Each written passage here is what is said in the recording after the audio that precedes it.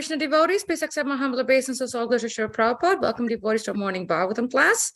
This morning we will be discussing from Srimad Bhagavatam, Canto 1, Chapter 13, verse 2. We just started a new chapter, and the chapter is entitled Dhritarashtra Quits Home, and we are very happy to have His Holiness Chandramali Swami here with us.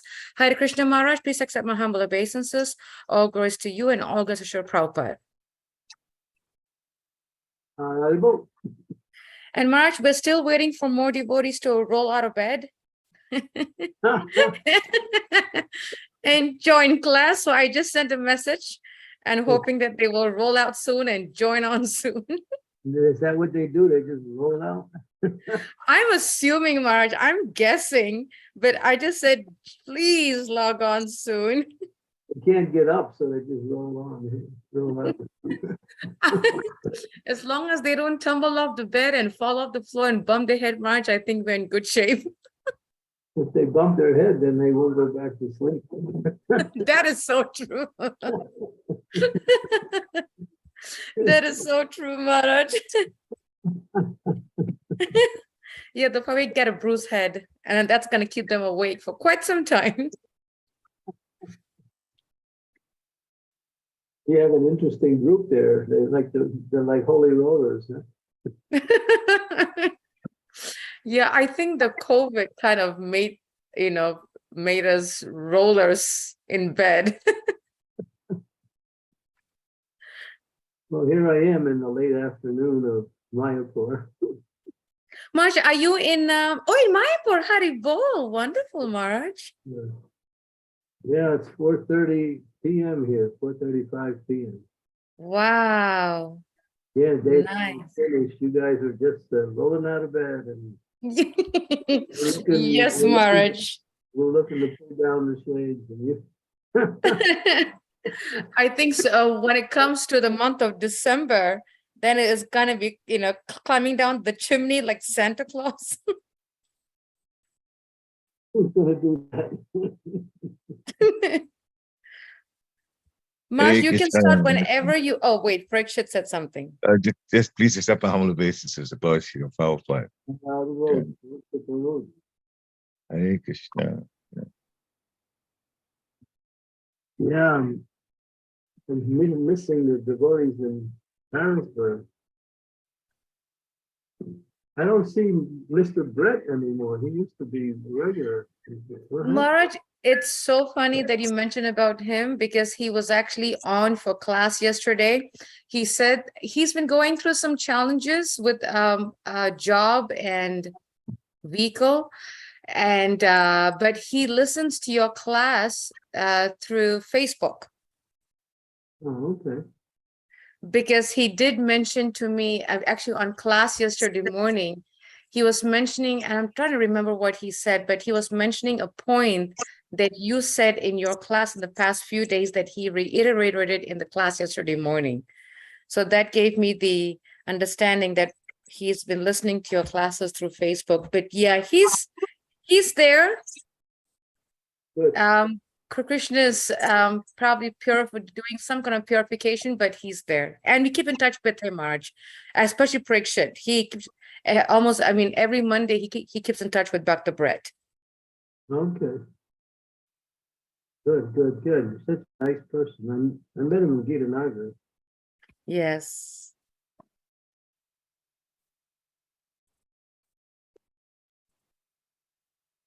Marge, we have about 11 attendees, and I think they're still rolling in. Would you like to start, Marge? Or... You say they're rolling in. I'm sorry, Marge. I just imagine them just rolling on the ground.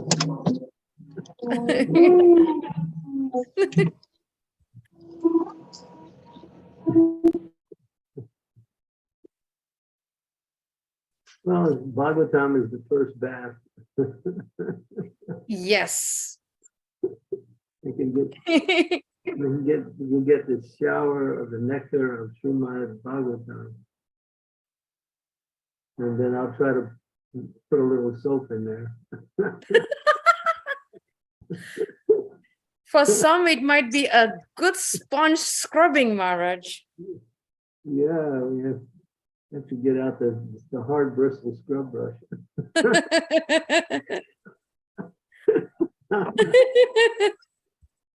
Yeah, a few of them were like that, especially my group. My group turns on, they come online and make sure their cameras are not on, so they go do something else. You know, Maharaj, to be actually, if it's any concentration march, it's almost every group. I was there, didn't you see my name? What was the class about? Well, it was a good class. Yes, Maharaj. I think it's in every group that, you know, it comes on and the camera's not on and we don't know whether they're just playing it and they're in another room. Putting on, get the kids to school, Yeah. eating breakfast. Cooking for them, packing their breakfast, putting them on the school bus. And they come just in time when I say, thank you very much. We'll see you tomorrow. Hare Krishna.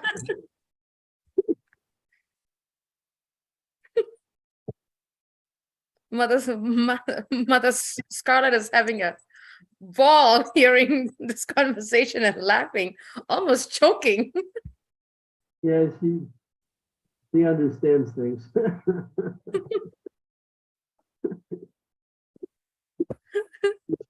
She's from the old school. She's laughing away. Yeah, We have now 13, Maharaj, so it's slowly going up. It's slowly going up. some heavy rollers in there. Yes, Maharaj. Yeah. All right, I think 13, since it's the 13th chapter, we can start. Good one. All right, here we go.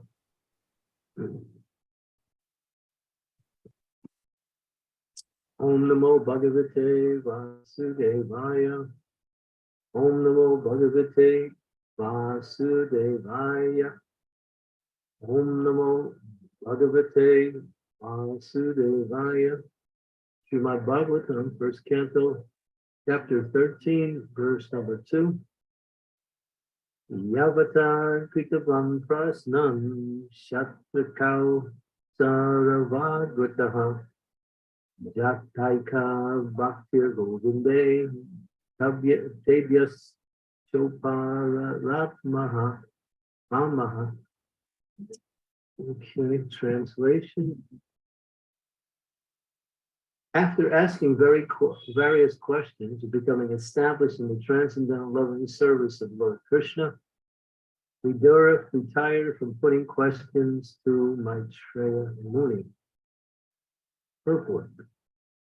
Vidura retired from putting questions before Maitreya Muni when he was convinced by Maitreya Muni that the sunam bonum of life is to be finally situated in the transcendental loving service of the Supreme Lord Shri Krishna, who is Govinda, or one who satisfies his devotees in all respects.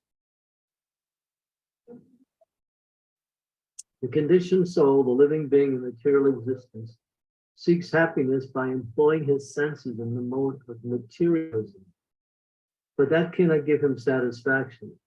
He then searches after the supreme truth by empiric, philosophical, speculative method and intellectual feats. But if he does not find the ultimate goal, he again goes down to the material activities, engages himself in various philanthropic and altruistic works, which all fail to give him satisfaction. For neither fruitive activities nor dry philosophical speculation can give one satisfaction, because by nature, a living being is the eternal servitor of the Supreme Lord Shri Krishna. And all the Vedic literatures give him direction towards that ultimate end. The Bhagavad Gita 15:15 confirms this statement. Like Vidura, An inquisitive conditioned soul must approach a bona fide spiritual master like Maitreya, and by intellectual inquiries must try to know everything about karma, fruit of activities, jnana, philosophical research, and supreme truth, and yoga, the linking process of spiritual realization.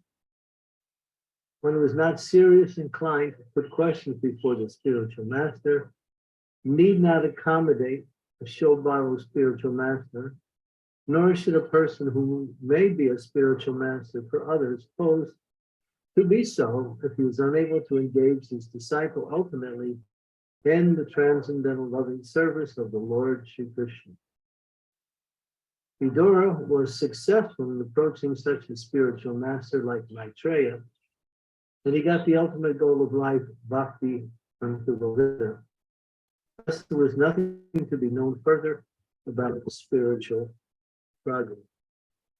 And the Gyan Kamiram Dasyakina Savakaya Daksun Militam Yena Tasmai Shri Gurave Namaha Nama Vishnu Padaya Krishna Prastaya Bhutale Srimati Bhaktivedanta Swami Tinamini Namaste Saraswati Devi Govardhana Pacharani Nirvasesa Sunyava Hari Pasyatya Devi Satane Vanshikopa Turu Vishtatipa Sindhu Eva Chabaditanam Havane Yo Vaishnave Yo Namaho Namaha Jai Sri Krishna Chaitanya Prabhu Nityananda Sri Advaita Gadadhar Srivasadi Gaur Bhaktavinda Hare Krishna Krishna Krishna Hare Hare Rama Hare Rama Hare Hare.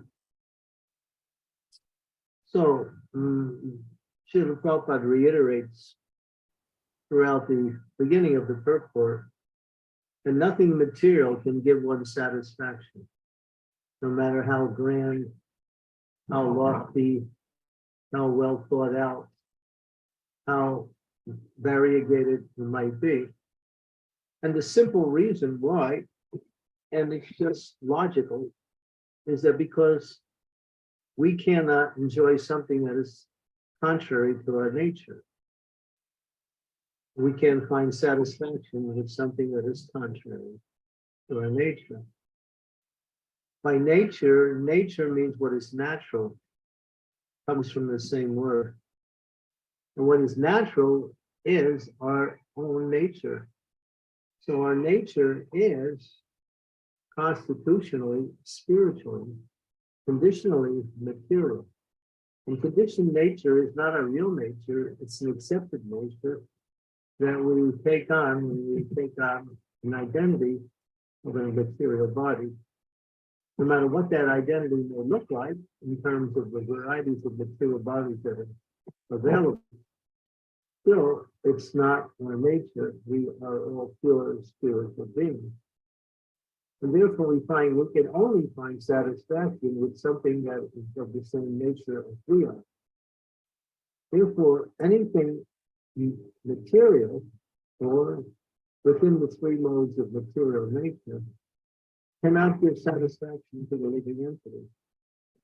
A living entity may pose to be satisfied with something material, but that effect will wear off in a very, very short time. Even before it even takes root, and it starts to diminish. So therefore, it becomes easy to understand that the question we ask is, well, if there's something that is not my nature and I'm trying to enjoy it, then I should give that. But then I have this propensity to want to be happy, to want to be satisfied. What is my nature?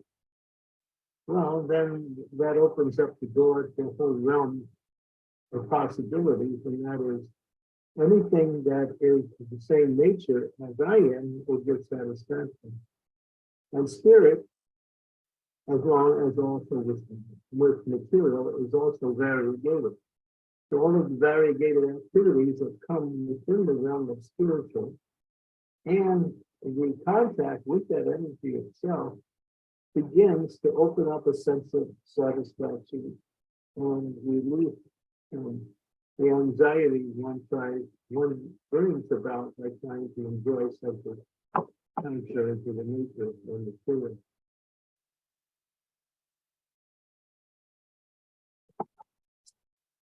So here, and then this is a very simple but a very logical purport, and one starts to ask questions regarding where can I find that satisfaction? And because spirit is subtle, spirit is not perceivable by any of the material means, such as the mind, the senses, the intelligence, or even the imagination. One has to learn the science connecting with the spiritual energy from one who is connected with that spiritual energy. Well, not just someone who's connected, but one who is fully connected with that spiritual energy. And that's Krishna's representative, the bona fide spiritual master. And there, well, that's why we say that spiritual life begins when one takes shelter of Krishna's representative, the bona fide spiritual master.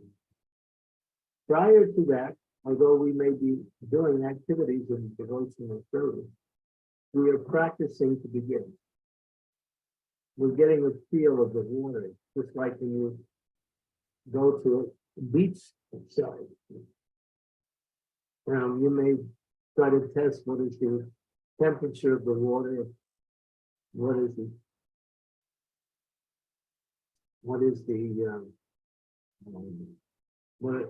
what the water contains.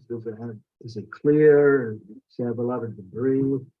In other words, we get a feel for the water before we dive in and actually start swimming.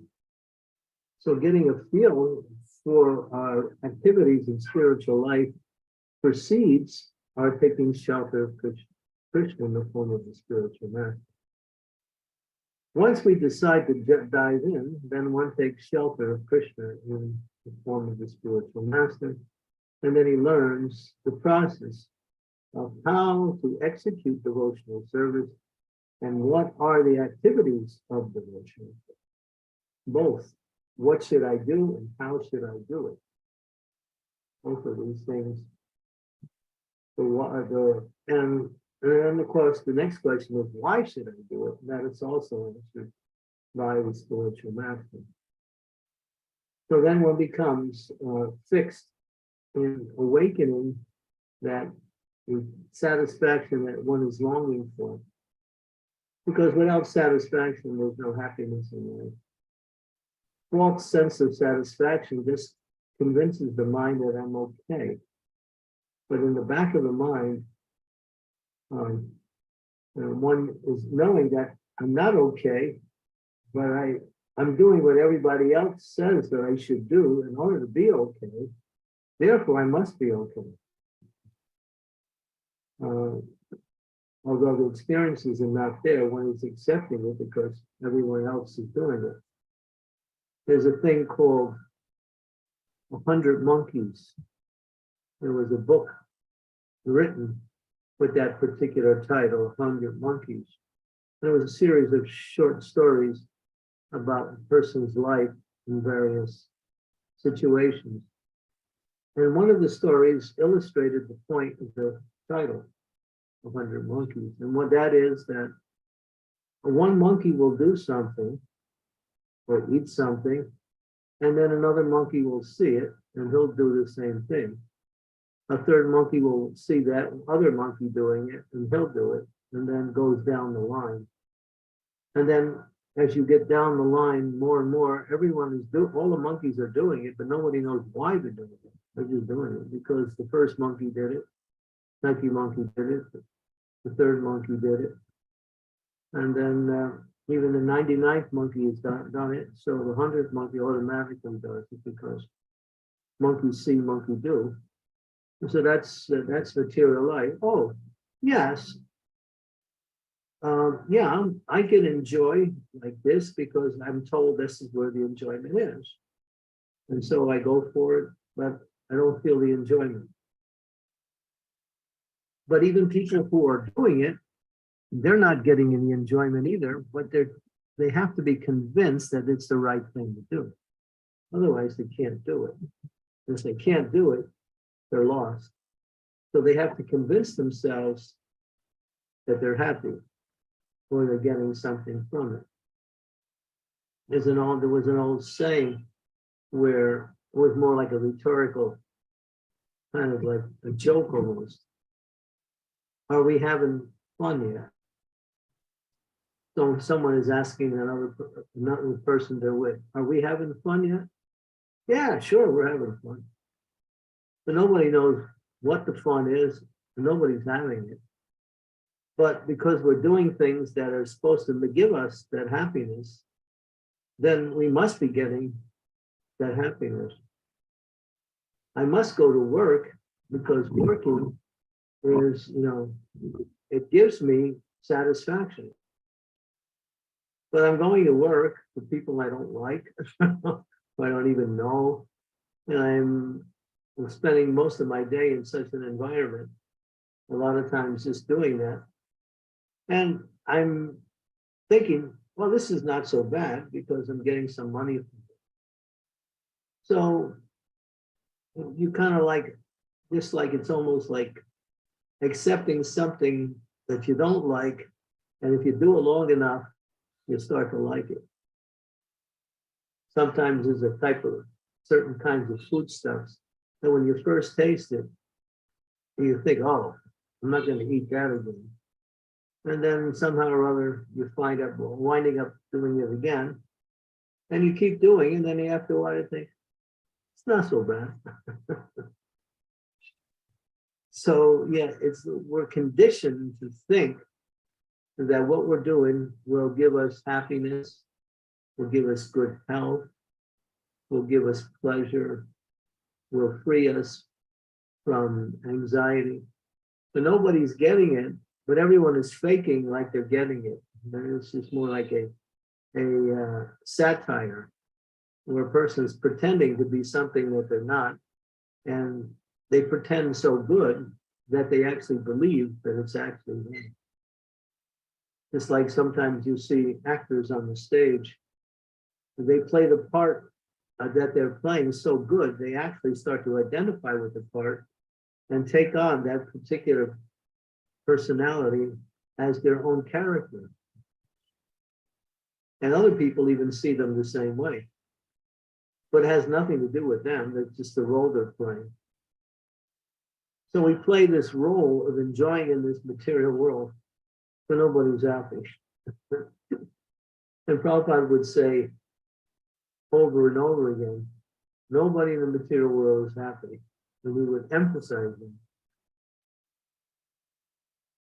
And so one time, Prabhupada was emphasizing this point over and over in one discussion with his devotees. And one devotee said, well, we hear Prabhupada in the mode of goodness, there's happiness. So Prabhupada immediately responded, yes, but the mode of goodness is characterized by knowledge. And that knowledge teaches you there's no happiness. So Prabhupada responded in a clear way to let them know that that happiness that they think they're getting is simply a relief from suffering. If you are hungry, that's painful, can be. And if you eat something, you satisfy your hunger and you feel some satisfaction. And you also get some energy, may also get some happiness. So what do? You're eating to counteract something that is a misery. So the counteracting of misery is not happiness. It's what it is. It's just counteracting of misery. Real happiness is the nature of the soul's existence, which is not dependent on anything external. Therefore, those who are actually fully situated in devotional service, they are feeling satisfaction at every moment, not by what they're doing, but because they are serving the Lord. That's all. They're serving the Lord and they're performing devotional activities. They're happy, they're feeling satisfied because internally the soul is connecting with the Supreme Soul in devotional service. And there's where the happiness is experienced on that level.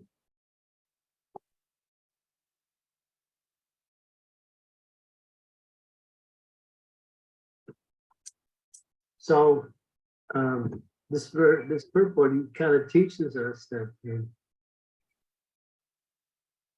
don't try in any way, because the tendency of the material, or even some devotees, they like to think that, yeah, I just have to continue to make my plans and I'll be happy.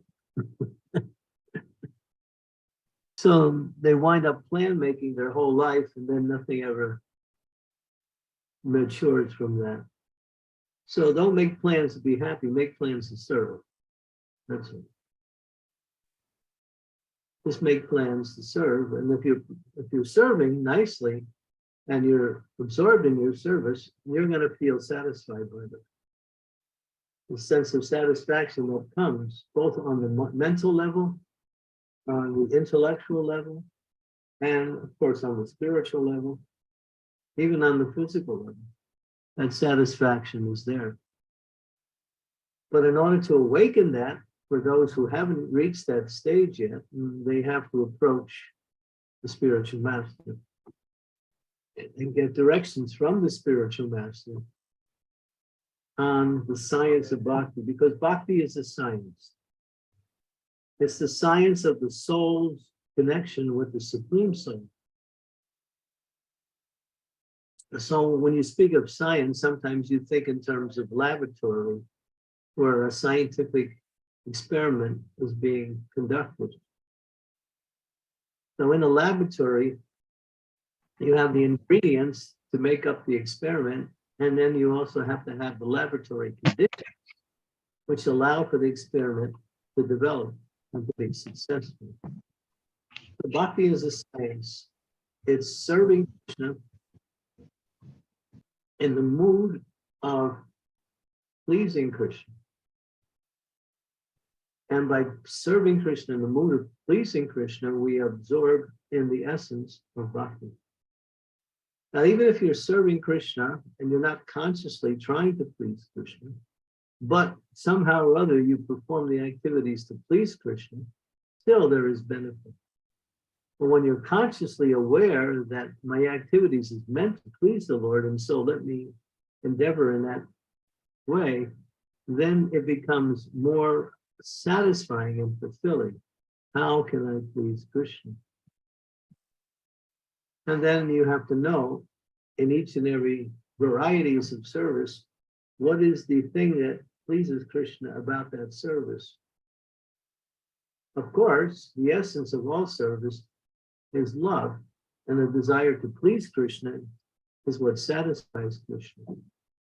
But we should also learn how to do the service in such a way that it is done in a way that is acceptable or offerable.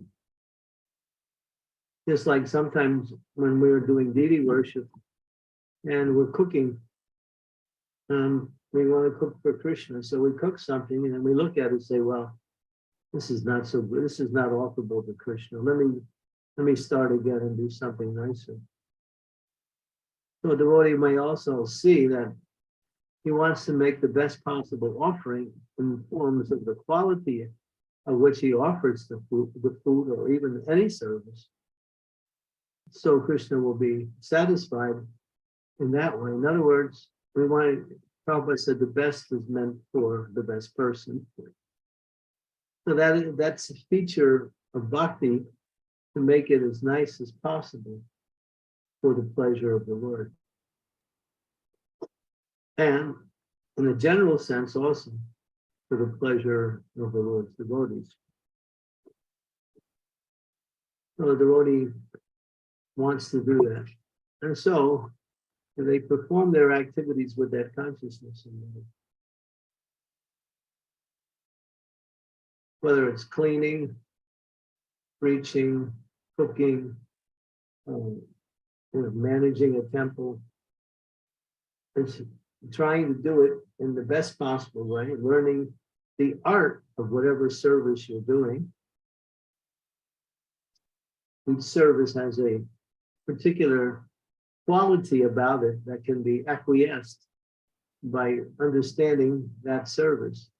And devotees also think, where can I learn more about the service that I'm doing so I can make it even nicer? That's also a feature of bhakti. We are devotees not satisfied just to get things done. I think some of the most unsatisfying experiences is that when somehow or other we don't take the necessary time and attention to chin our rounds nicely, we're more like in a hurry, and we finish our rounds, then we don't feel so satisfied because we really didn't put in the bhakti or the attention that we should have. It was more like completing the activity. And then we say, oh, tomorrow I'm going to be better. So yeah, we learn. So satisfaction, happiness, fulfillment can only be found according to our nature, which is the spiritual nature, which is the process of devotional service to the Supreme Lord, offered through the spiritual master, who is Krishna's qualified emissary, who takes our service and offers to Krishna. Okay, so this is a very interesting. If you go down the page a little, you can see a little bit about the second paragraph there and see what else is being said here. And then, yeah, Prabhupada wants to make the point that there are persons who simply accept the spiritual master so they can be known as a disciple of a particular spiritual master. They're really not interested in learning anything.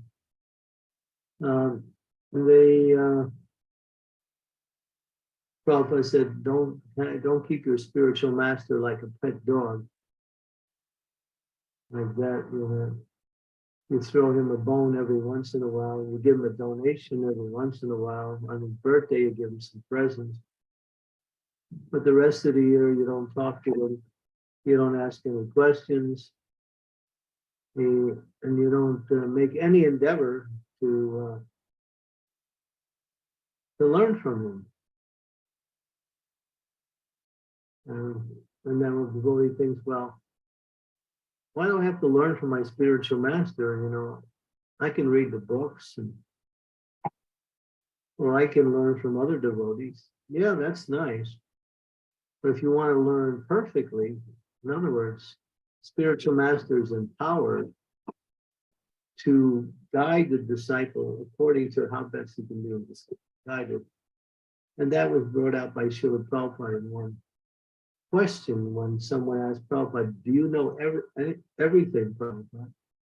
Prabhupada, do you know everything? Prabhupada said, I am not Krishna, but I know what I need to know. That's what he said. When he says, I know what I need to know, in other words, he knows his service to Krishna and how to do that, and that is to engage his disciples in such a way that he can move them along the path to Godhead. So yeah, one should not simply have a spiritual master. Well, I have a name. I was there at the initiation. I gave some my dakshin, And unfortunately, we have that a lot in today's society. Some people either are afraid to speak to their spiritual master, knowing that he may say something to destroy their sense gratification, or they just don't think it's important to contact the spiritual master. Unless if you're a pure devotee and everything is clear and you're operating on that level, then that's fine. But that's rare. That's rare. And then you're never not in touch with the spiritual master. You always are by your devotion.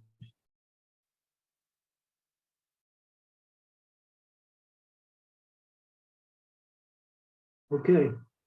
Hare Krishna. Thank you so much, Mark, for such a wonderful class. Really amazing, amazing points. And I'm hoping that we can get a nice questions here, especially since Srila Prabhupada's purport talks about questions and inquisitiveness. So let's hope we can get some good questions coming through. Would like to request devotees, if you have any questions, any clarification, please, you can either, you can raise your hand since we have about 20 people online and I don't want to miss anybody. I think there's already one. Okay, there is one question already, Maharaj, and I'll read it. Dear Guru Maharaj, Srila Vishwanath Chakravarti Thakur says in his Madhurya Kadambini that devotional service in the beginning is localized, and then Maya is all pervading, and that the stage of Nishta, Maya is at some distance. That devotional aspect is slightly growing. Could you please shed some light on this topic so I can understand it better? Yeah, then when one makes advancement to the stage of Nishta, they're pushing back the effects of Maya's influence. And therefore, localized means now it's not so localized anymore in Maya, but Maya will look for opportunities to trip up the devotee. Before, one is surrounded by Maya all the time. So now they're moving forward, they're going through the different stages. They've gone through, Nishta is actually the first stage out of the 9 stages. So there might be more explanation to that point in terms of the question ultimately comes is how Maya affects the devotee in the beginning stage, and what is the effects of Maya in the stage of Nishta. That's essentially the question. Am I correct? Yes, March. I think she wants to what is Nana Sringalila online? Probably she can shed some light if she's able to speak, that is. Okay, yeah, Marge, I think what she's trying to say here is that at first it's localized, and when one comes to the stage of Nishta, then Maya kind of drifts away while the devotional creeper is growing. And could you shed some light? Well, yeah. Spiritual life means to remove the influence of Maya. And as we make advancement, we're pushing back the effects of Maya. What was once something that we were easily attracted to, now no longer is there. The Maya still will be there until you get to the pure love of God. But it becomes more subtle. Maya's attack.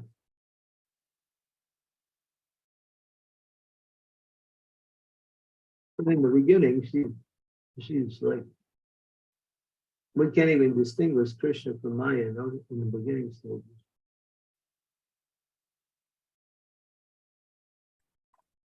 Let me see what she said. She says, thank you. I have to understand these levels more. Yes. Yeah. Nishta means fixed. Nishta means on that stage, despite whatever happens, I'm fixed. Marsh, just to piggyback on Nrsimhalila's question, I'm trying to understand it a little better. Just what does the term beginning in localize mean? Like the word localize means what, Marsh? I'm trying to understand that. I'm also trying to speculate on that meaning, but I think it means that localize means in the local area. Maya you're pushing Maya back by your advancement. And now it's not so much she's local, but she's there and she comes in different ways. Before, we're always in Maya at the beginning. It's like there's no difference between what we're doing and Maya. But as we make advancement, we're pushing back the effects of Maya. So she becomes less localized, but more more coming to us in different ways.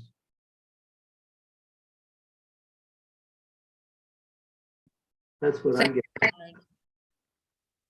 Sri Devi Mataji, would you like to ask a question, Mother?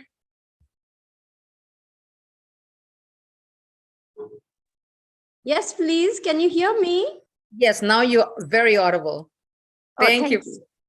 Dear Guru Maharaj, please accept my humble obeisances. All glories to Srila Prabhupada. Guru Maharaj, on this question of Nishtha that Narsingha Leela raised, I'm wanting to know whether in Nishtha also there are levels of Nishtha, like one is fixed in chanting their rounds but not fixed in service, or one is fixed in chanting their rounds and fixed in service, or one is fixed in rounds, chanting the service, and can defend the philosophy perfectly. What are there stages of Nishtha like that? Real Nishtha means the steadiness of being engaged in devotional service. That's the actual definition of Nishtha. The different kinds of devotion. One is steady in the execution of their devotional service. So it's the Nishtha of bhakti, not the Nishtha of this service or that service. So, like, for example, if one is just able to chant one's rounds and that's the only thing that they're doing, That doesn't mean they're on the platform of Nishtha. Right. So you're just getting to be steady in your rounds, but that doesn't mean you have reached Nishtha. I just explained what Nishtha means. Try to hear. Nishtha means fixed in devotional service. So one must have a service in which one has become fixed up in that service. Whatever the service is, become fixed up. That's Nishtha.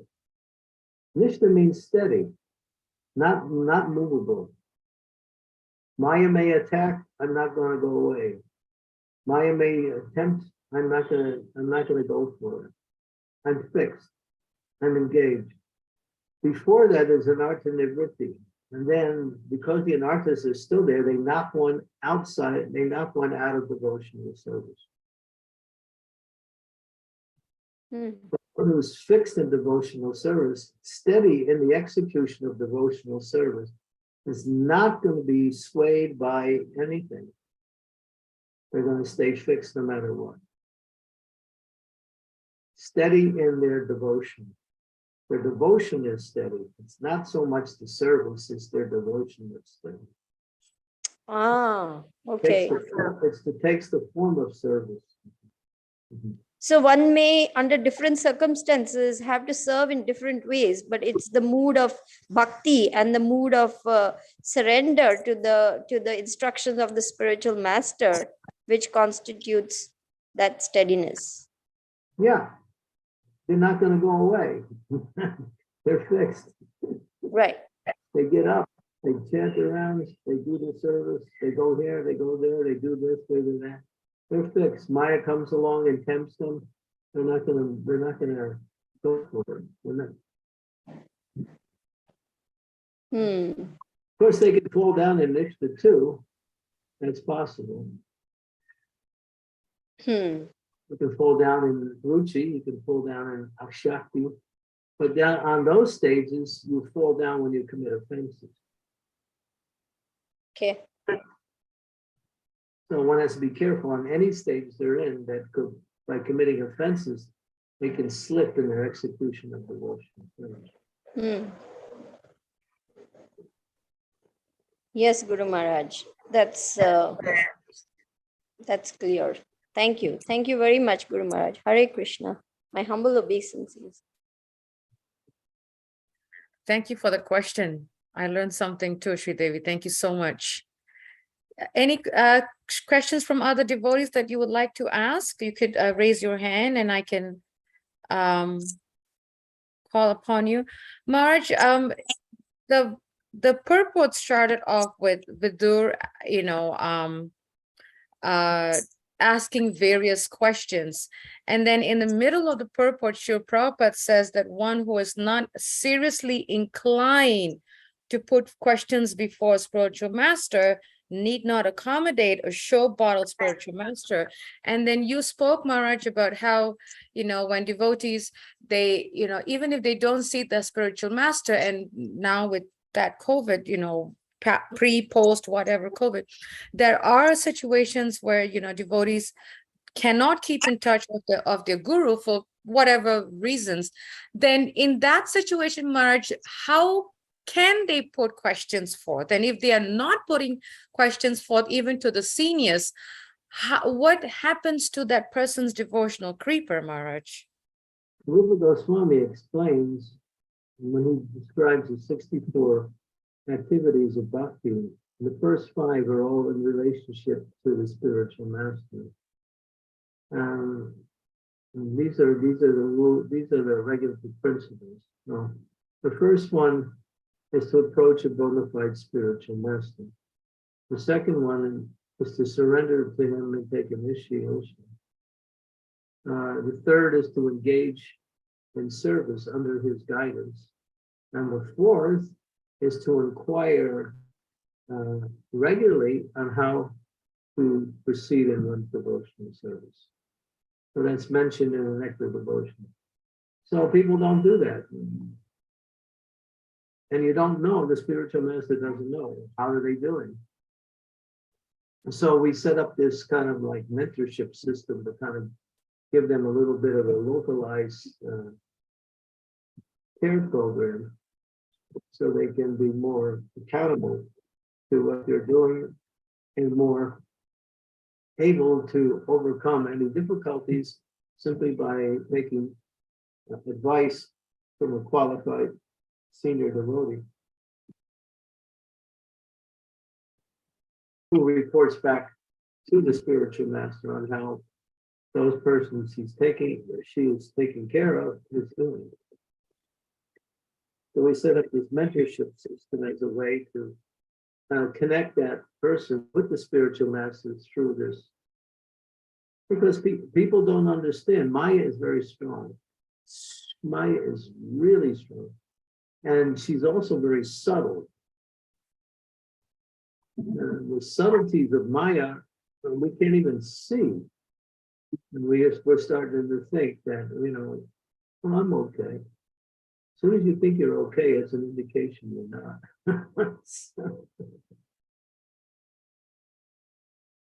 So we have to stay very much fixed in consciousness on this associate and the instructions of the spiritual master. And Maya will always present something to confuse us, to trip us up, to look like Krishna consciousness.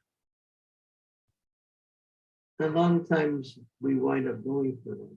Or we just get lazy in our execution of devotional service.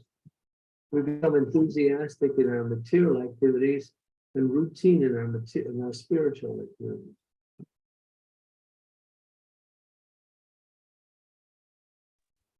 Yes, Marcus, it's thank you for mentioning about Maya not only being strong, but being very subtle, because she finds the smallest of the smallest of the smallest of the smallest hole.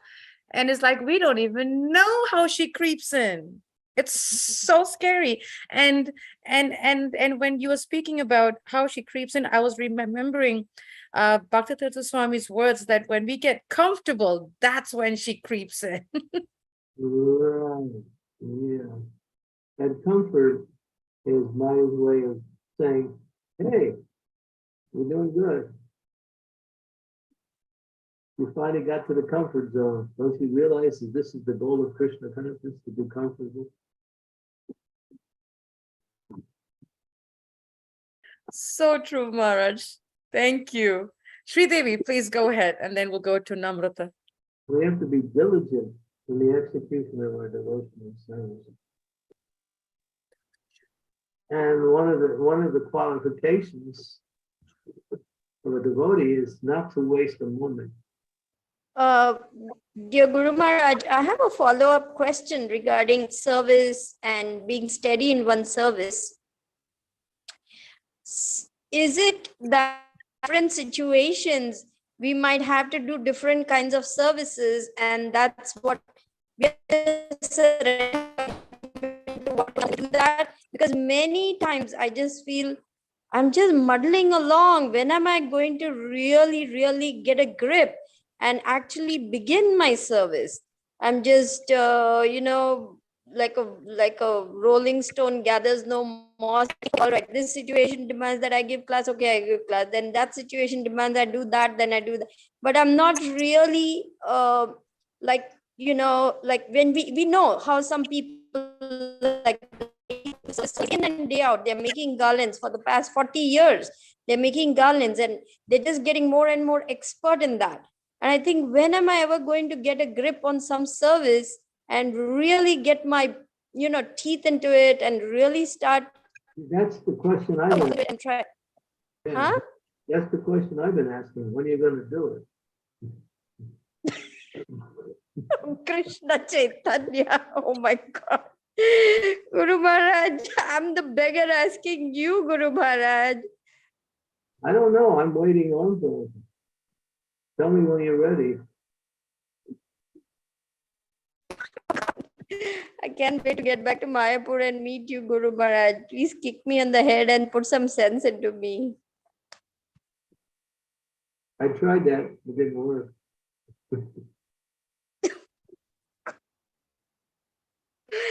Maybe you have to get a stick and beat me some sense into my head then. No, the sticks just break.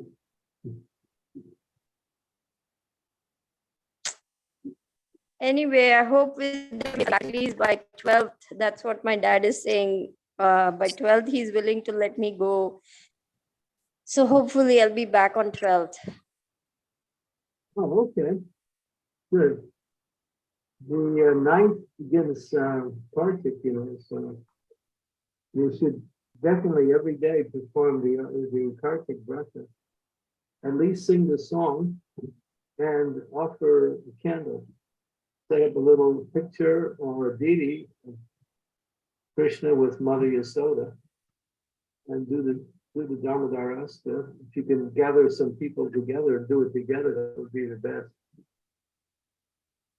Don't miss. To miss one day of the Right, this is a Shankaracharya stronghold. All impersonalists, this whole institution is all based on Adi Shankaracharya's teachings. The Gurukul, the temple, everything. So where you are now. I don't know what Krishna is doing, putting me here.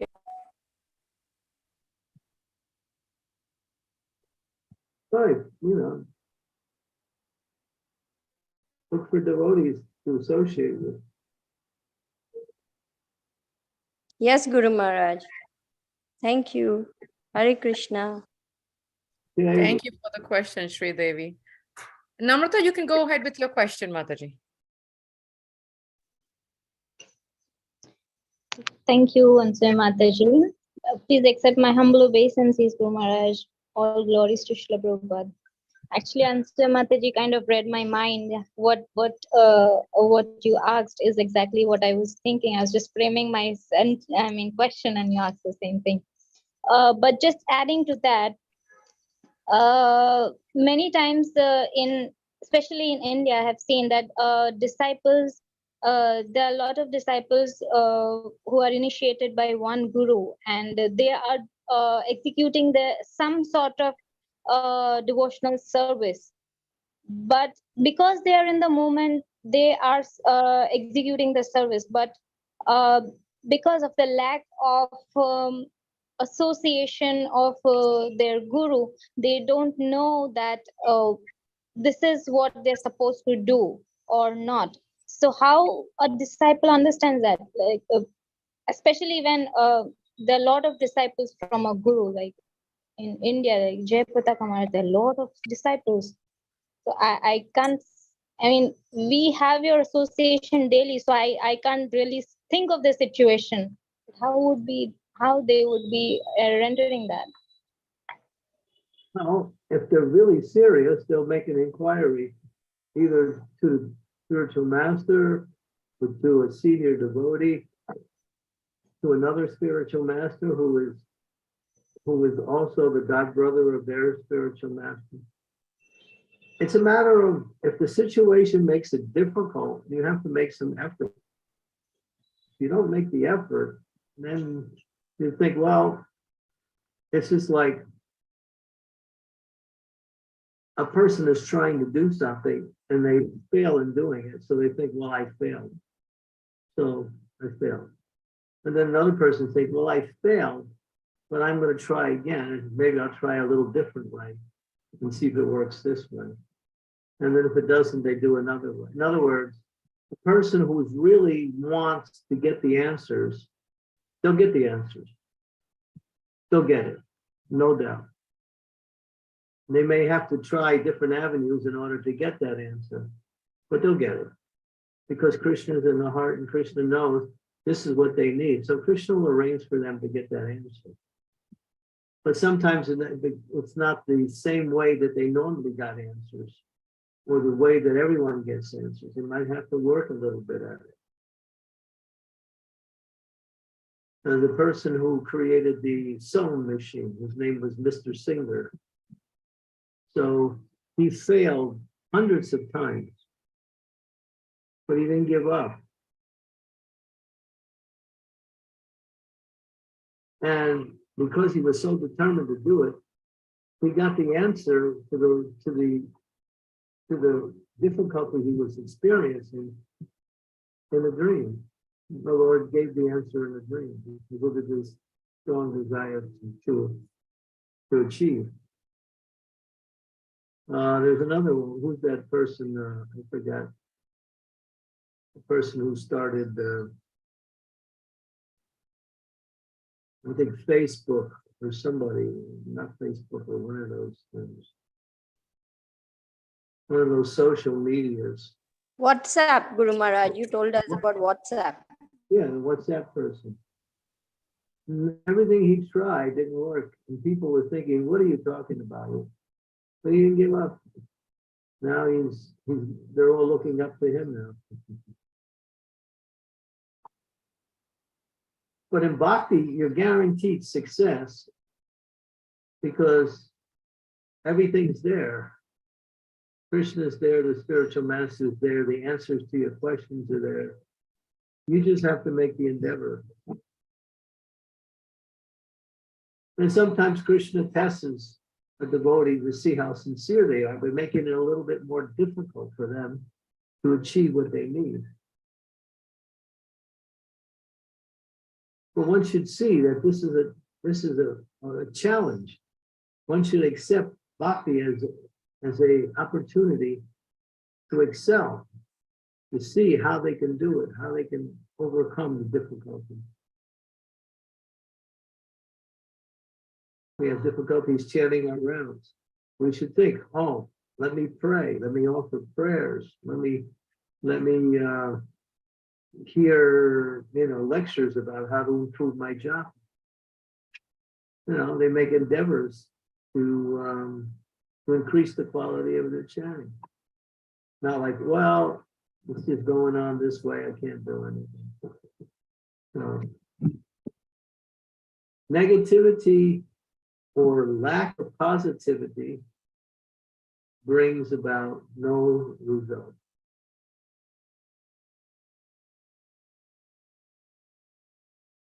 There's no excuse.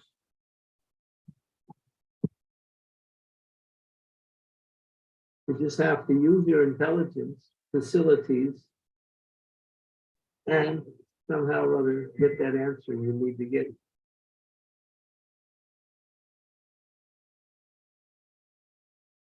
There's a nice book by Bhakti Maharaj Swami called Saffron Path. And he's described his walks across Canada. He walked across Canada 4 times. He walked across Ireland 1 time. He walked across Israel. He walked across the United States. Walking thousands of miles.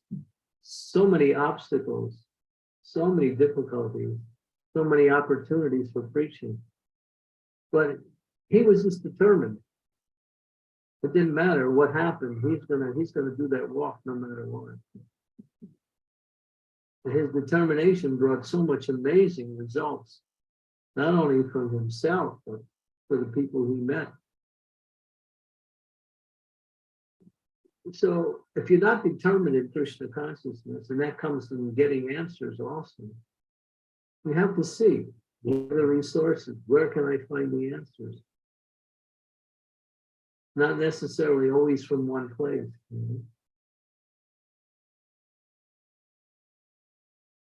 But simply by the strength of your desire, you'll get the answer. And you'll become successful if you stay fixed in this process. I posted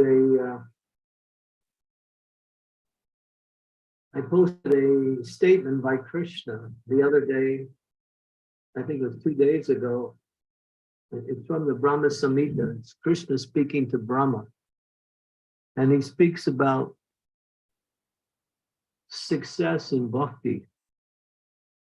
I wish, does anybody have that statement on their computer that I posted? I think it was, today is the 8th. I think I posted it on the 4th or 5th.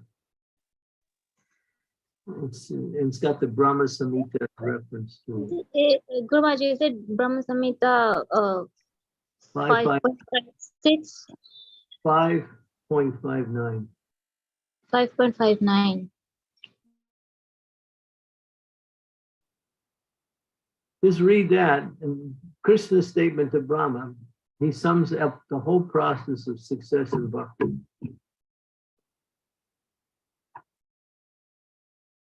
Brahma Samhita, fifth chapter, obviously, and 59th verse. Somebody find it. I'm sure you can find it. Yes. Guru Maharaj, I found it. I'll read it. No, let's get it posted on the, maybe, unless you can post it. Yeah, Namrata Mataji, if you send it to me by the link, I can post it and share it. If you want to put it on this chat here, then I can definitely. Actually, I posted it on the Instagram. That's why I could find it. Maharaj, can you repeat that? It's Brahma Samhita. The Brahma Samhita, verse number 59. Canto 5, you said. No, not Canto. It's I'm sorry. Yeah, it's the 5th chapter, obviously. The only chapter we have. And it's verse number 59. Okay, let me see if I can. 5th chapter. Let's go to Brahma Samhita. That's Yeah. Brahma Samhita 559. 5. don't think of 5. Just Brahma Samhita 59. Oh, found it. Thank you, Krishna. Okay. Where's that linky? This one. I think this is Marge. Is this it, Marge? Yeah, read it. Okay. The highest devotion is attained by slow degrees by the method of constant endeavor for self-realization with the help of scriptural evidence, theistic conduct, and perseverance in practice. Perseverance in practice. Mara, shall I read the purport too? Yeah, it's Okay. Siddhanta Saraswati's purport. Okay. Evidence, the devotional scriptures, example Srimad Bhagavatam, the Vedas, the Puranas, the Gita, etc. Theistic conduct, the conduct of pious persons, sadhus who are pure devotees, and the conduct of those pious persons who practice devotion to Godhead, actuated by spontaneous love. Practice to learn about the 10 basic principles, Dasa Mula, from the Shastra, and on receiving the name of Hari as laid down in the same, embodying the name, form, quality, and activity of the divinity. To practice the chanting of the name by serving him night and day. By this are meant study of the Shastras and association with the sadhus. The tenfold offense to holy name ceases by serving the name of Hari and simultaneously practicing pious conduct. Practice is no other than following the mode of service of the name practiced by the sadhus without offense. By perseverance in such practice. Wait. Perseverance, not perseverance. Thank you, Marge. I always pronounce that word so bad. Perseverance in such practice and devotion characterized by love, which is the fruit of spiritual endeavor, makes her appearance in the pure essence of the soul. No, that's Bhaktisiddhanta's purport. It's a little hard to understand. But basically, those three elements are the essence, and practice is the means by which one attains to success. Theistic conduct, the etiquette of a Vaishnava, perseverance in practice means determination according to the activities performed, and scriptural evidence means following the right path. Scriptural evidence comes from Guru, comes from Krishna, comes from the sadhu. So Krishna sums up the whole thing in that statement. That's Krishna speaking.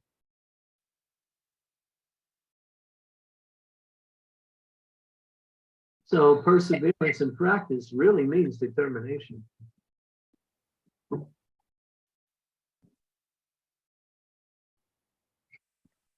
And Bhaktisiddhanta takes it to another level, saying, characterized by love, perseverance in practice, and devotion characterized by love, which is the fruit of spiritual endeavor. Bhakti makes her appearance in the pure essence of the soul. So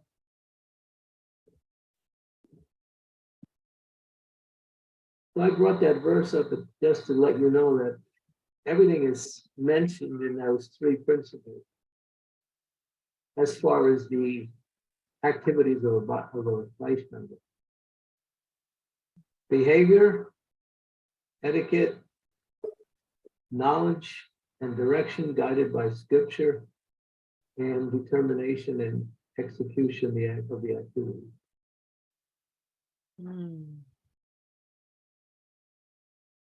Thank you so much, Bharaj. And Nrsingalila has a follow-up question to Namrata Mataji's question, and then we'll go to Prema Bhakti Prabhu. Nrsingalila asked, just a follow-up on Namrata Mataji's question, does it mean that mentorship system can help or Shiksha Guru after a Diksha Guru's departure? Yeah. The mentorship system can stay in place.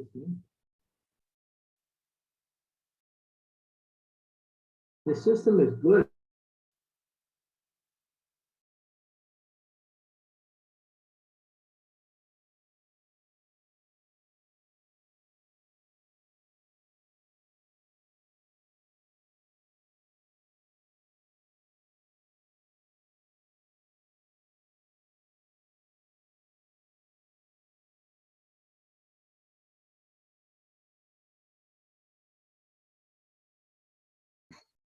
Did we lose Maharaj? I'm trying to think.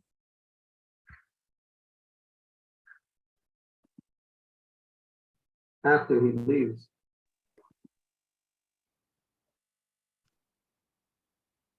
Maharaj, we lost you for like about 10 seconds just now, so we actually missed what you said, Maharaj. I said, why would it be any different after the Guru leaves?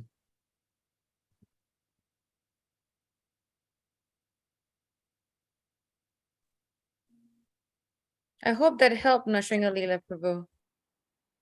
There's a question from Prema Bhakti Prabhu. Please go ahead, Prabhu. Yeah, to bring you back to the gallery.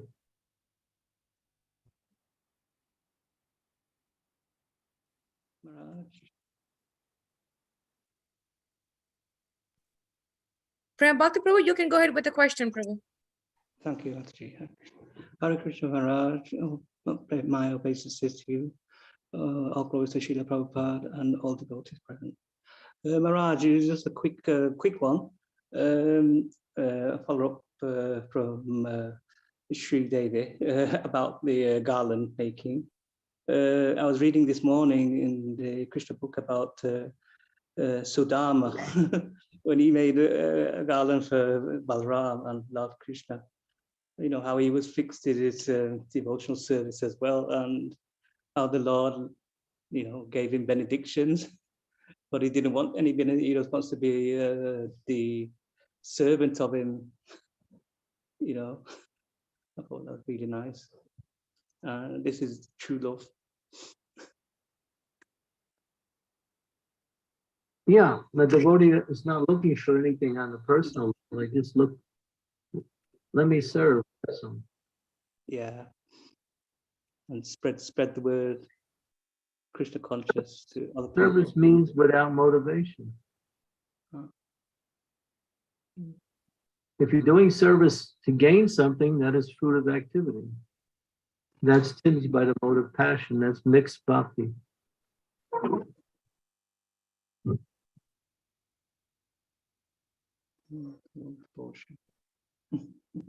Mixed Thank you, bhakti Maharaj. cannot satisfy the soul.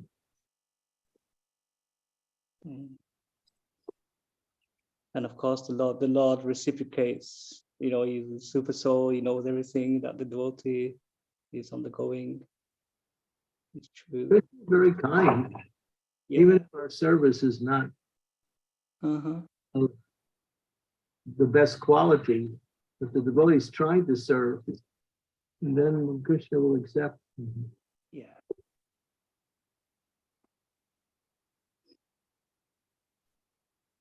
Krishna's kindness comes through the spiritual ministry. But Krishna is also very kind. He may exhibit that kindness directly or through his representative. Mhm.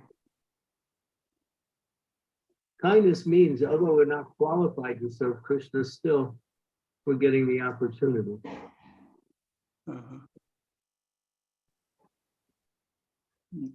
Who are we that we can serve the Supreme Personality of Godhead? The cause of causes, the sunam bonum of all who exist, the all-powerful feature of existence, the person who is eternally the source of everything, who's a creator, who's a maintainer, who's a destroyer, who's a facilitator. Who are we who serve such a personality? We don't have even the slightest bit of qualification. But Krishna is so kind that even though we are so inept and so much deficient, still he accepts our service if we simply try to serve nicely. Mhm. Thank you, Maharaj.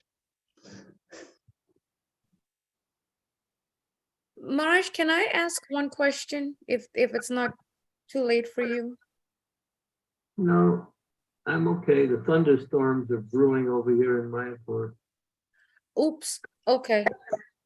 That might cause, I didn't want it to affect your internet connection, Marj. That's why I asked. We might say goodbye without saying goodbye. Thank you, Marj. I'll be quick, Marj. Marj, you mentioned the word, you mentioned just now that we have to be diligent in executing devotional service. Marj, what actually does it mean to be diligent? Be on top of it. Mm. Use a very ordinary statement. To put your full attention into it.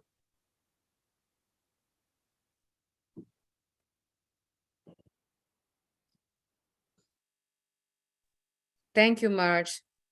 Marj, would you, before we end, I would like to ask devotees, I'm thinking about the storms in Mayapur and Marj losing connection here.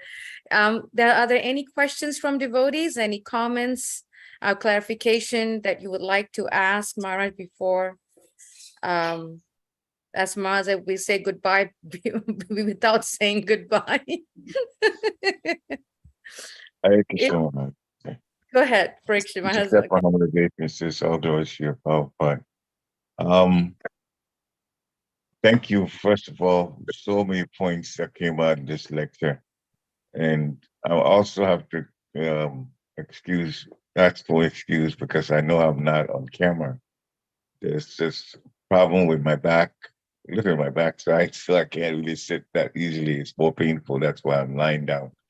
But anyway, that's not the reason for calling in. When you talk about diligence in service, and now that, 20, 30 years ago, I never thought about that. Whatever service you do, just do. But now that the body is giving some problems, so sometimes my timing in service is off because of what the body is doing to me. But I'm also going to this guilt feeling. It's like, you could do it this time, you didn't do it this time. So my mind is bothering me about that. So what's the best thing to calm the mind down and do the best that I could do? That's my question. Because of old age. I think many of us experience that as we get a little older in age, the body starts to become more or becomes less functionable. Energy becomes a little harder to acquiesce. Or for whatever reason, we might be experiencing some disturbance caused by the body or even by the mind. All we can do is pray to Krishna and call out to Krishna.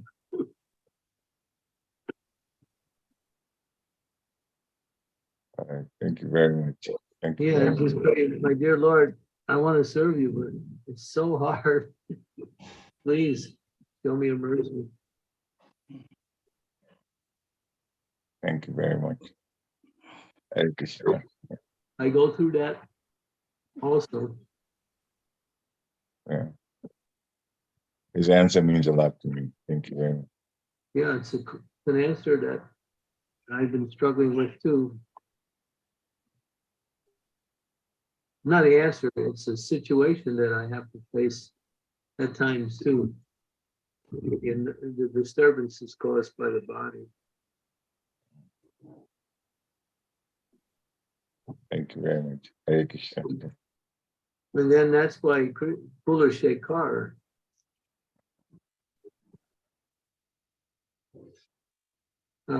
you have the prayers by Kular Shekhar, Anasuya? Maharaj, I don't. Would it be on database or can I just Google it? Actually, you mentioned, I knew immediately what you meant. But anyway, since if you have to look for it, you have to look for it. Because he was talking about while his body was sound, Yeah, let him die right away rather than get old and then can't do much. right, that's the essence. Krishna Tadiya Paravan Advaita Sikitamev Raja Hamsa. Krishna Twadi. I think it's verse number 35 in that series of prayers by Kular Shekhar. The database where you can just look it up. Hare Krishna Maharaj, is it Mukundamala Stotra?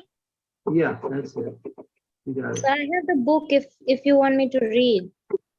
If you can find that verse, Krishna Twadi, I think it's 35. Hare Krishna Maharaj, please accept my humble obeisances. All glories to Srila Prabhupada. All glories. I think it is also in the purport of SB 2421. I think the verse, that's nice. That's Prabhupada's just reference to that, right? Yeah. If somebody could read it. Mukunda Mala Stotra is the actual title of the word. Mukunda. I can read Maharaj if you allow. Yeah. Krishna Tvadiya Pad Pankaj Panjarantham Advev Meva Vishatu Manas Raj Hamshaha Prana Prayana Samaya Kafvata Pittahi Kantha Varodha Vidhau Smran Kutaste. My Lord Krishna, I pray that the swan of my mind may immediately sink down to the stems of the lotus feet of your lordship and be locked in their network. Otherwise, at the time of my final breath, when my throat is choked up with cough, how will it be possible to think of you?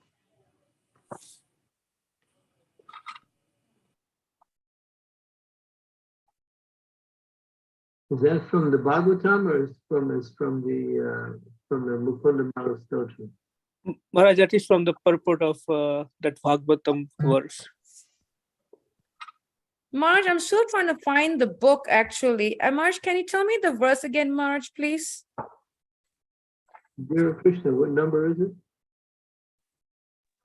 Srimad Bhagavatam 2.4.21 and Mukundmala Stotra 33. 33, Mukunda Mala Stotra. I have the Sanskrit, but I'm looking. Oh, wait. Okay. I think I found it. Give me. I'm sorry, Maharaj. Let me see. Mukund. Okay, Marge, I found the verse in Sanskrit right here. And I have to go to the bottom to find the English. Is this it, Maharaj?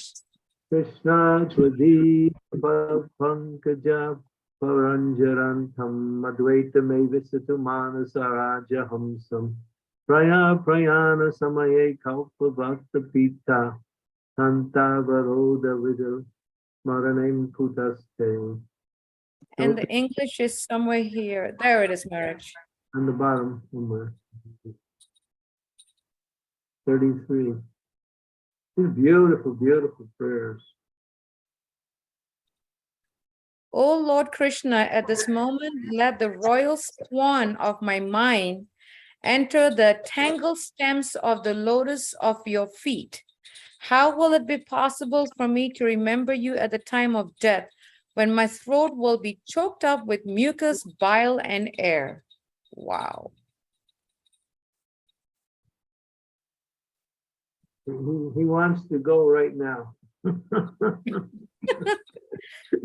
Saying that. Marge, just thinking about this, I am actually thinking, will I ever remember the Lord at the time of death when I'm going to be choked up? Krishna Chaitanya.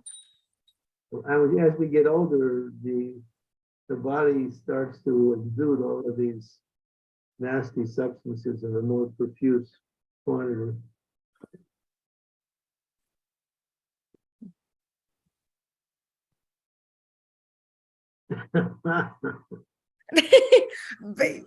These prayers are really nice. Prabhupada loved this prayer. He would quote it.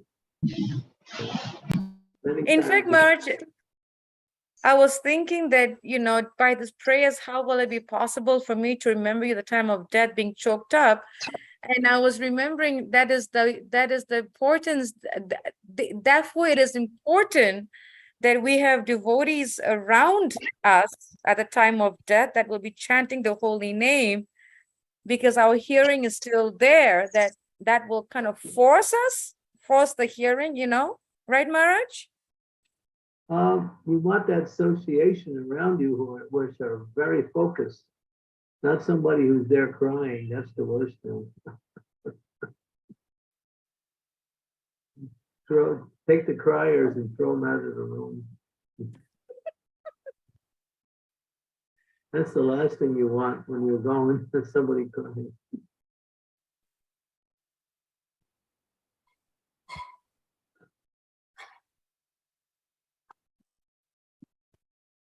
Thank you, Maharaj. Any other questions from devotees? Any clarification? Yes, Namrata, go ahead. Just a quick comment, Guru Maharaj.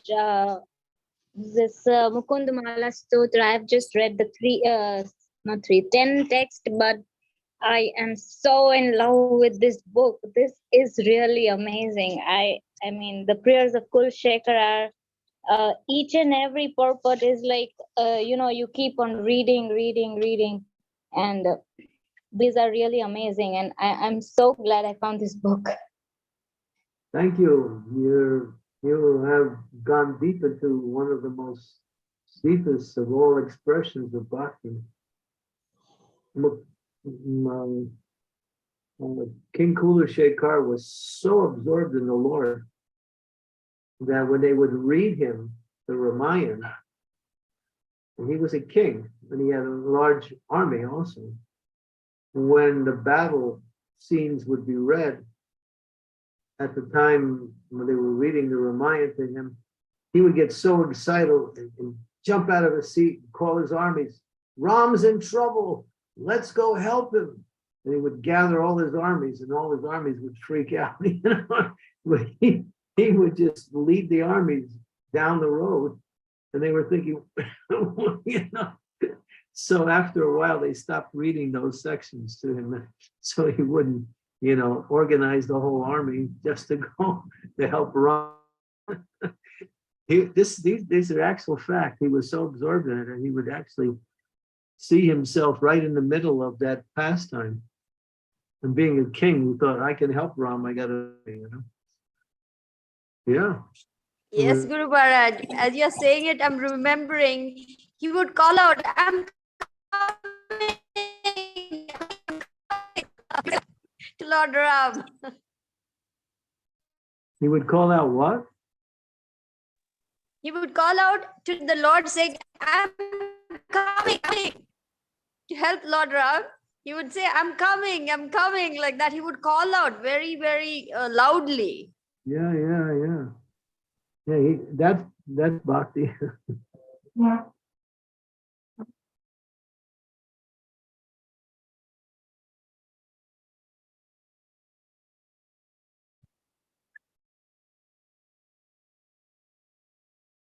Okay, so thank you very much. Thank you so much, Mamata, for such a wonderful class. Nice discussion, lovely questions. I hope we all learned a lot, make notes from it. Marsh, would you like to end with the round, or is the storms getting pretty bad? And I think, Well, I still have 2 more rounds to complete for my Ekadasi chant. Today's Ekadasi, right? for us was yesterday, Maharaj, on the Oh, East Coast. Oh, okay. Well, here we are in India. It's today. And I don't know, is Europe today also? Yeah. It is. Okay. Maharaj, it is today, yes. Most of UK. most of us are in the Ekadasi. So yeah, let me get a moment here and be right back. Thank you, Maharaj.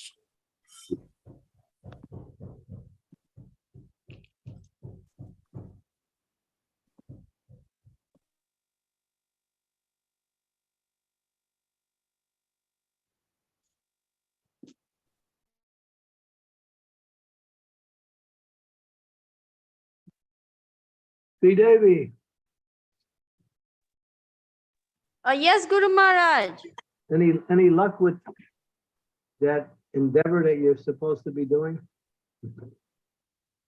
Guru Maharaj, I have been completely preoccupied with my patient, and now that he's a little stable, I'm going to start doing my search. I look cursorily, I haven't found it, but now I'm going to go through every box and every suitcase, which is still pending. Okay, I'm really hoping someday I'll hear that good news that I found it. Yes, Guru Maharaj, me too. I'm praying every day to Lord Hanuman. He's right here. I'm begging him, please help me to find. Okay, so everyone sit up straight and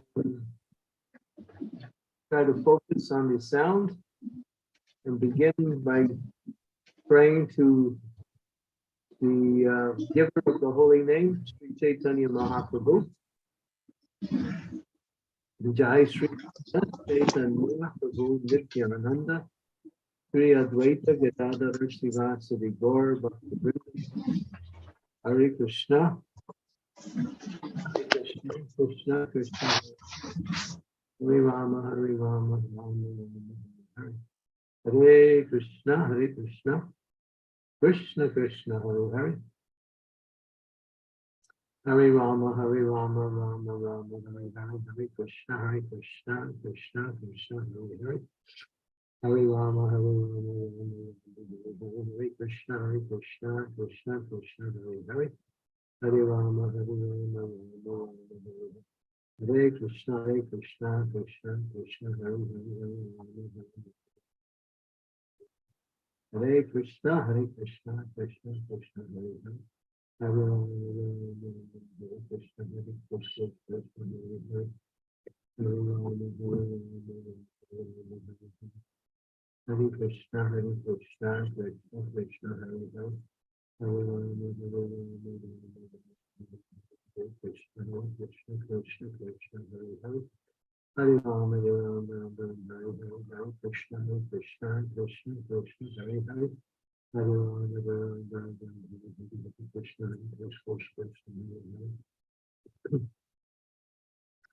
Rama, Hare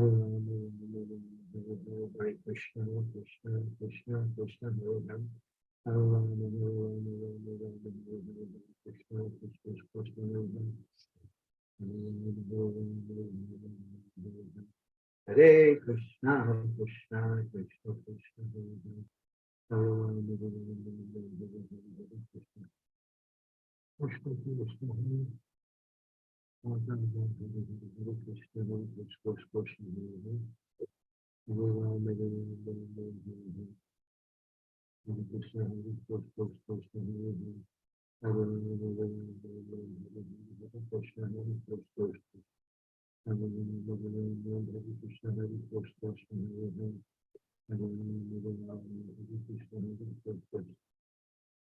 Rama, Hare Krishna, Krishna Hare Hare. Hare Rama, Hare Krishna, Krishna Hare Hare.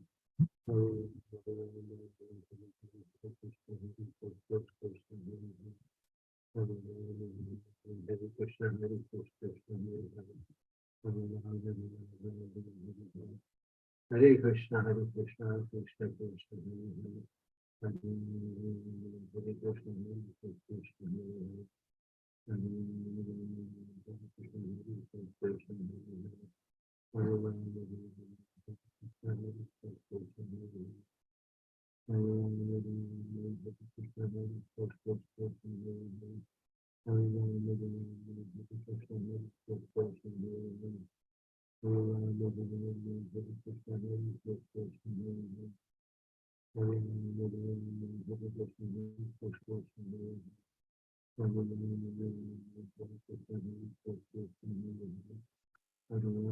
Hare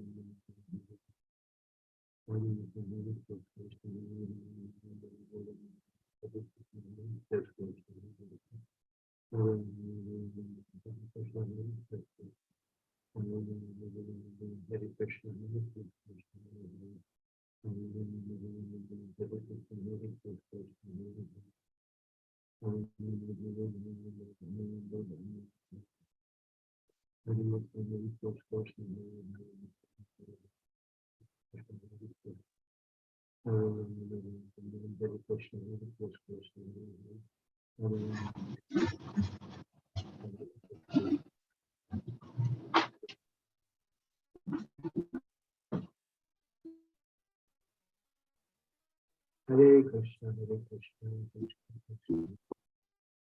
Hare Hare.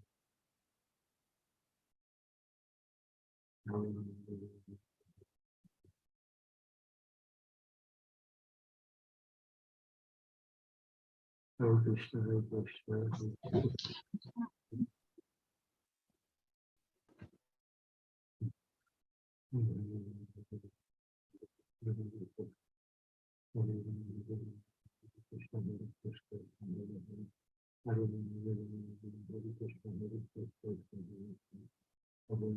Rama, Hare Krishna, Krishna Krishna,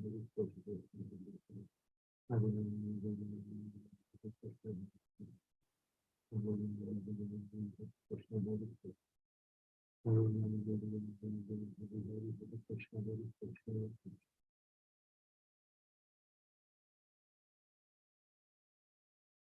Hare Krishna, Hare Krishna.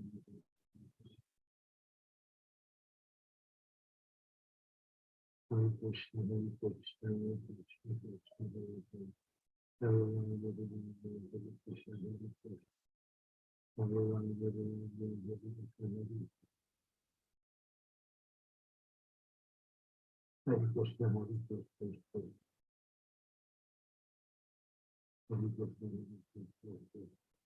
Hare Rama, Hare Krishna, Hare Krishna. Hare Rama, Hare Krishna, Hare Krishna, Hare Rama. Hare Rama, Hare Krishna, Hare Krishna, Hare Rama. Hare Rama, Hare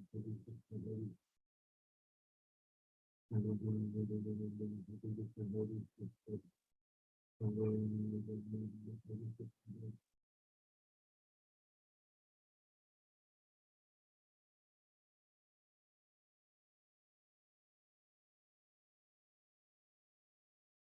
Hare Krishna, Hare Krishna, Krishna Hare Hare, Hare Rama, Hare Krishna, Hare Krishna.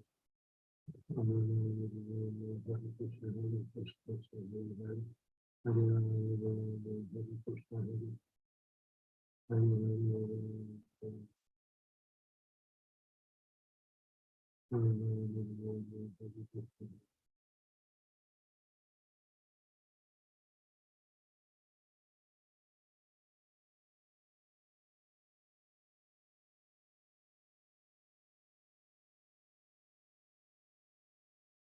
Krishna, Hare Krishna.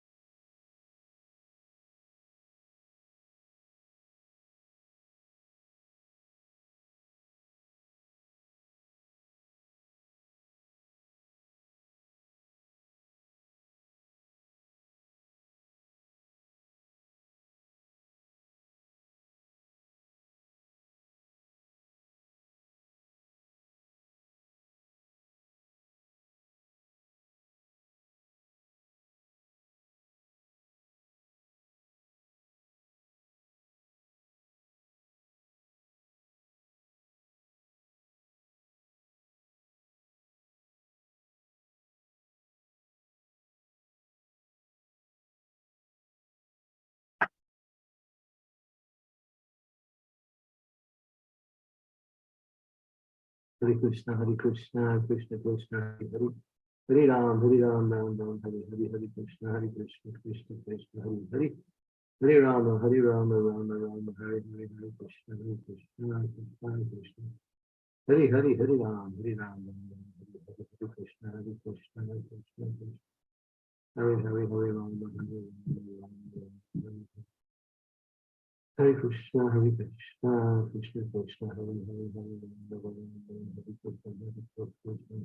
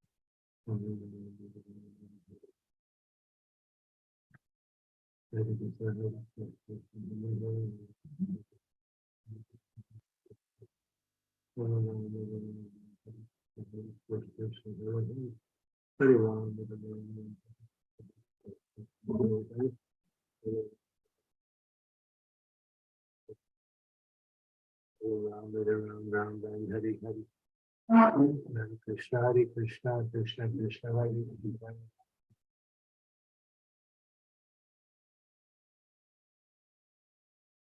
Krishna Krishna, Hare Hare, Hare Ram, Hare Hare, Hare Krishna, Krishna Krishna, Hare Hare. Hare Ram, Hare Krishna, Krishna Krishna, Hare Hare. Hare Ram, Hare Krishna, Hare Hare. Hare Ram, Hare Krishna, Krishna Krishna, Hare Hare. Hare Ram, Hare Krishna, Hare Hare. Hare Ram, Hare Ram, Hare Krishna. Hare Krishna, Hare Krishna, Krishna Krishna, Hare Hare, Hare Ram, Hare Krishna, Hare Krishna, Hare Ram, Hare Krishna, Hare Krishna, Hare Ram, Hare Krishna, Hare Krishna, Hare Ram, Hare Krishna, Hare Krishna,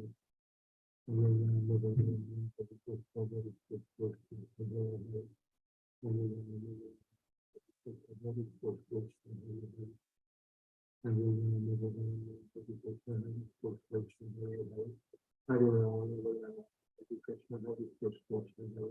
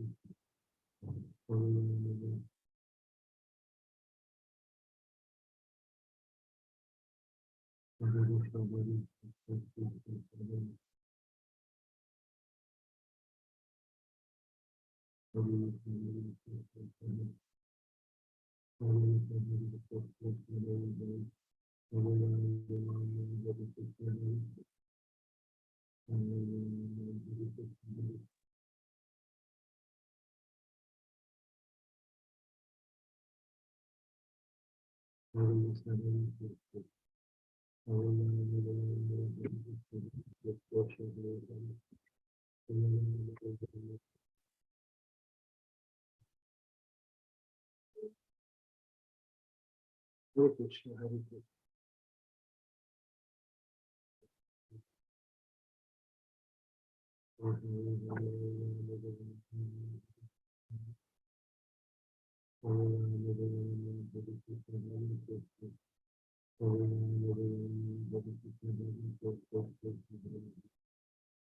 Hare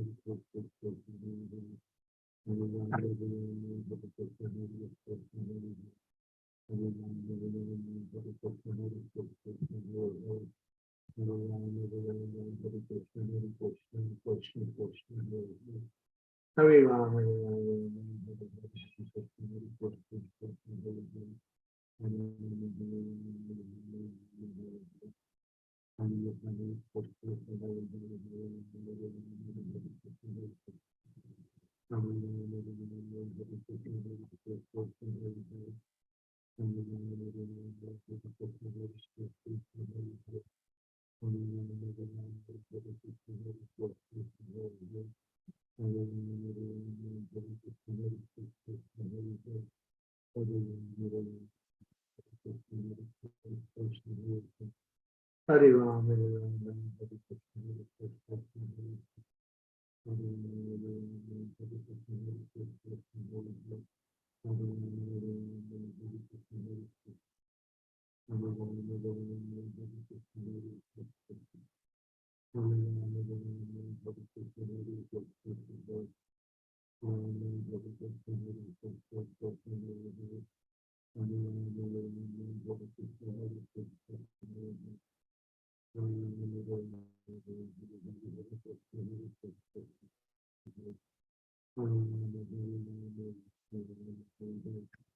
Hare Krishna, Hare Krishna, Krishna Krishna, Hare Hare, Hare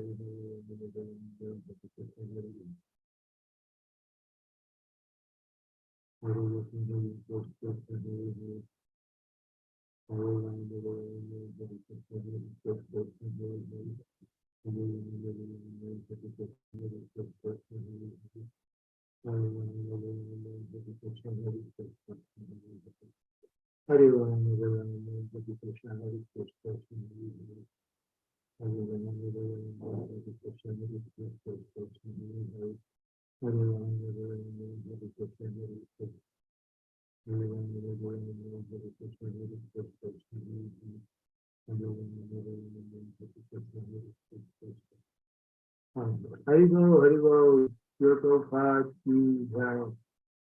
Thank you so much for such a wonderful class and for your association, and thank to all the devotees for joining us. Vanchakapatibhyascha, Kripasindhabheva Patitanam Pavanebhyo, Vaishnavebhyo Namo Namaha, Srila Prabhupada Ki. Jai. Chandramali Thank Swami you, Ki. Yeah. Parikshit and Anasurya Ki. Bye, All everyone. glory See to Maharaj. Prabhupada, Chaitanya Swami. Jai Shri Jai. Prabhupada. Hare Krishna Maharaj. Yeah, Mhm. here I am in the Holy Land. But without association with the devotees in America.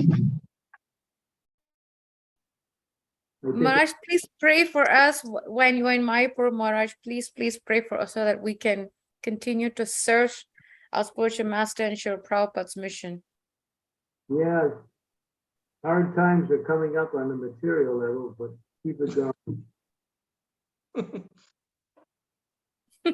Unfortunately. Guru Maharaj, can I ask you something? I'm encouraging all the devotees to come together regularly and do kirtan.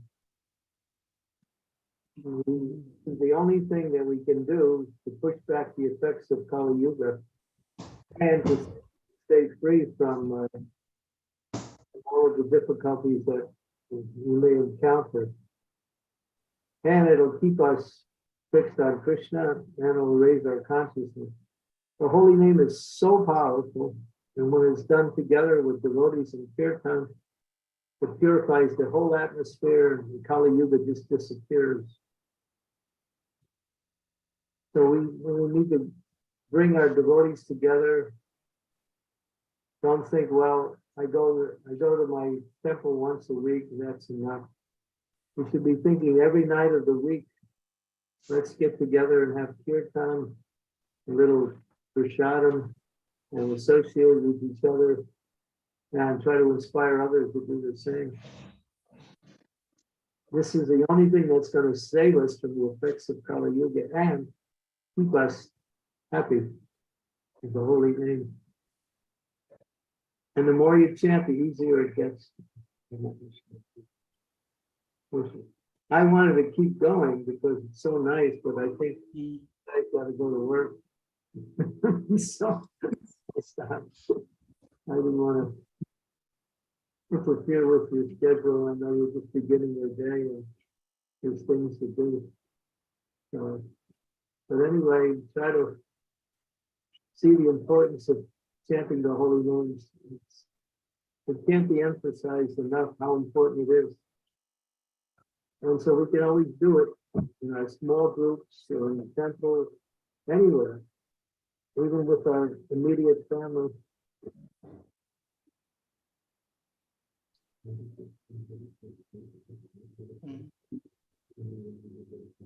Thank you so much, Maharaj, the holy name. And it's so inspiring that so many of the young people, the youth, that is all they do, Maharaj. They just come together and they have a kirtan jamming session. That's all they do when they're together.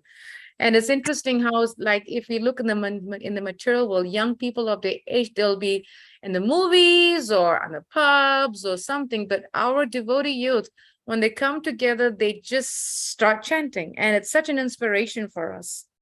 Yeah, I was just told a couple of days ago, every night here, there's a group of young people doing kirtan somewhere. In Mayapur. Every night. And Prabhupada will be pleased, and Krishna will be shower his mercy.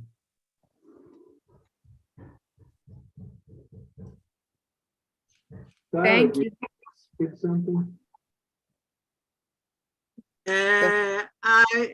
I'm sorry to say that, but I think you have a pet in your room. You have a very big lizard crawling there, up there. It went behind the box. Yes, I'm so sorry, but I saw it. Very big one, very long one. Okay. That's India. I understand. I know. They're not that dangerous. It was in Ghana too. We had plenty of them in Ghana. Yeah, You go near them, they get scared and they run away. they run away. Mhm. Yeah, they get scared. They don't get near people generally. No, they don't. No. But I thought maybe then it will eat up something that you have. Maybe it's important up there. That was I thought maybe it's going to eat up something. Yeah, some cardboard maybe. Yes.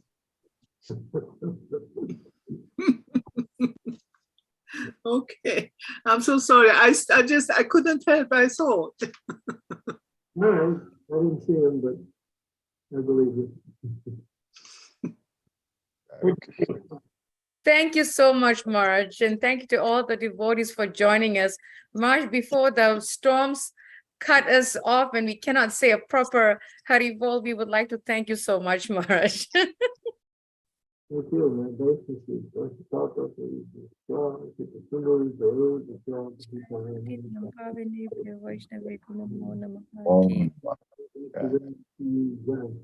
Jai.